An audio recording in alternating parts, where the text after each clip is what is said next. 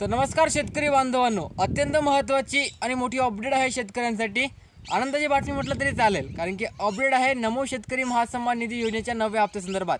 राज्यभरातील शेतकरी मागील काही दिवसांपासून किंवा आठवड्यांपासून नमोच्या या 9व्या हप्त्याची आतुरतेने वाट पाहत होते। मात्र या हप्त्यासंदर्भात अद्यापही कोणतीही शासकीय घोषणा होत नव्हती। राज्य सरकारने या संदर्भाच्या ऑफिशियली गाईडलाईन आता दिलेल्या आहेत। या अगोदर राज्य शासनाने आपल्याला गाईडलाईन सुद्धा दिलेल्या होत्या की शेतकऱ्यांना कोणती कामे करावी लागणार आहेत जेणेकरून येणारे हप्ते तुमच्या खात्यात जमा होणार आहेत। मात्र तेव्हापासूनच शेतकऱ्यांना या नमोच्या 9व्या हप्त्याची आस लागलेली होती। आता अखेर राज्यभरातील शेतकऱ्यांच्या खात्यामध्ये नमो अंतर्गत 9वा हप्ता जाहीर होणार आहे। खूप साऱ्या शेतकऱ्यांचा प्रश्न आहे की जे 4,000 रुपयाची बातमी मोठ्या प्रमाणात व्हायरल होत आहे, तर ते 4,000 कशी मिळणार आहेत?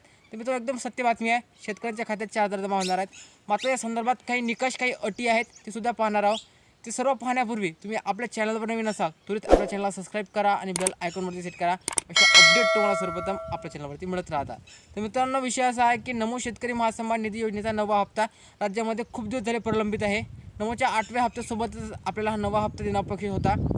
जवळपास मार्च 2026मध्ये नमोच्या 9व्या हप्त्याचा कालावधी हा कंप्लीट झालेला होता, परंतु मार्च 2026च्या एंडिंगमध्ये आपल्याला नमोचा 8वा हप्ता दिला गेला आणि तेव्हापासूनच शेतकऱ्यांना एक आस लागलेली होती की नमोच्या 8व्या हप्त्यासोबतच आपल्याला 9वा हप्ता दिला जाणार आहे। मात्र राज्य सरकारचे धोरण या ठिकाणी आले नाहीत आणि आपल्याला नमोच्या 8व्या हप्त्यासोबत 9वा हप्ता मिळाला नाही। पण नमोचा 9व्या हप्त्याचा टायमिंग हा कंप्लीट झालेला होता। तेव्हापासूनच आज शेतकऱ्यांना एक हे होती मित्रांनो, उत्सुकता होती की हा हप्ता मिळणार तरी कधी आहे। मात्र राज्य शासनाने या संदर्भात वारंवार शेतकऱ्याला गाईडलाईन प्रोव्हाइड केल्या की या गाईडलाईन की नवीन काही नियम जाहीर झालेले आहेत, कोणते शेतकरी अपात्र ठरणार आहेत, कोणते शेतकरी पात्र ठरणार आहेत, ह्या गाईडलाईन राज्य सरकारने जाहीर केलेल्या आहेत। तर या गाईडलाईनमध्ये सर्वात प्रथम जर पाहण्यात आलं तर राज्यभरातील काही शेतकरी आहेत की जे अपात्र पात्रतेच्या निकषावर आणण्यात आलेले आहेत, ज्यामध्ये अत्यंत महत्त्वाचं म्हणजे की ई-के-वाय-सी करणं गरजेचं राहणार आहे। तुम्ही ऐकलेले असेल की PM किसान सन्मान निधीचा हप्ता मिळण्यासाठी किंवा नमोचा 9वा हप्ता मिळण्यासाठी शेतकऱ्यांना ई-के-वाय-सी करणं बंधनकारक राहणार आहे। आता प्रत्येक शेतकऱ्याला ई-के-वाय-सी करावी लागणार नाही आहे, तर त्या शेतकऱ्यांची ई-के-वाय-सी आलेली आहे अशा शेतकऱ्यांना ई-के-वाय-सी करणं लागणार आहे। ते तुम्ही तुमच्या मोबाईल फोनवर करू शकता किंवा CSC कॅपला भेट देऊ शकता, त्या ठिकाणी सुद्धा तुम्ही ही ई-के-वाय-सी करू शकता। लक्षात ठेवा, ई-के-वाय-सी प्रत्येकाला बंधनकारक नाही आहे, जे शेतकऱ्यांची ई-के-वाय-सी आलेली असेल त्यांनीच करावी।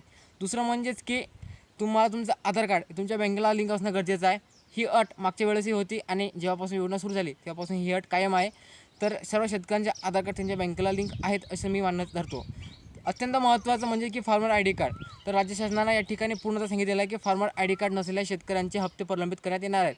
म्हणजे तुम्हाला डायरेक्ट या योजनेमधून पात्र किंवा अपात्र करण्यात नाही येणार आहे, तर तुम्हाला फक्त तुमचे हप्ते प्रलंबित करण्यात येणार आहेत। प्रलंबित म्हणजे की थांबवण्यात येणार आहेत। जेव्हा तुम्ही तुमचं फार्मर ID कार्ड काढून घ्याल तर येणारे जेवढे पण हप्ते आहेत तेवढे तुमच्या खात्यामध्ये डायरेक्ट जमा होऊन जाणार आहे, तर याला प्रलंबित म्हणतात। तर अशा प्रकारचे गाईडलाईन मागे आपल्याला पाहायला मिळाल्या होत्या आणि तेव्हापासूनच राज्यातील शेतकऱ्यांना एक आस होती की हप्ता मिळणार आहे। तर आता अखेर या संदर्भाच्या राज्य पातळीवर हालचाली सुरू झालेल्या आहेत मित्रांनो। तर नमोच्या 9व्या हप्त्यासंदर्भात तुम्ही खूप साऱ्या बातम्या ऐकलेल्या असेल की आता नमोचा 9वा हप्ता मिळणार आहे। तर PM किसानच्या सन्मान निधीच्या 23व्या हप्त्यासोबत आपल्या नमोचा 9वा हप्ता हा जाहीर केला जाणार आहे आणि हेच ते 4,000 रुपयाची रक्कम आहे जी शेतकऱ्यांच्या खात्यात जाहीर होणार आहे।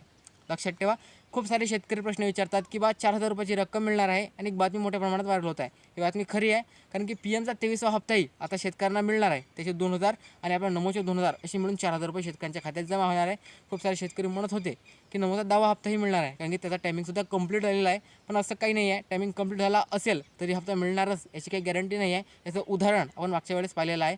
नमोच्या 8व्या हप्त्यासोबत 9वा हप्ता अपेक्षित होता, मात्र तो देण्यात आलेला नाही आहे मित्रांनो। म्हणून 9व्यासोबत 10वा अपेक्षित आहे, पण तो तुम्हाला देण्यात येणार नाही आहे, कारण की राज्य सरकारचे धोरण आपल्याला माहीत आहे। तर लक्षात ठेवा, नमोचा 9वा हप्ता तुमच्या खात्यात जमा होणार आहे। येत्या काही दिवसातच तुम्हाला या संदर्भात ऑफिशियली GR पाहायला मिळणार आहे।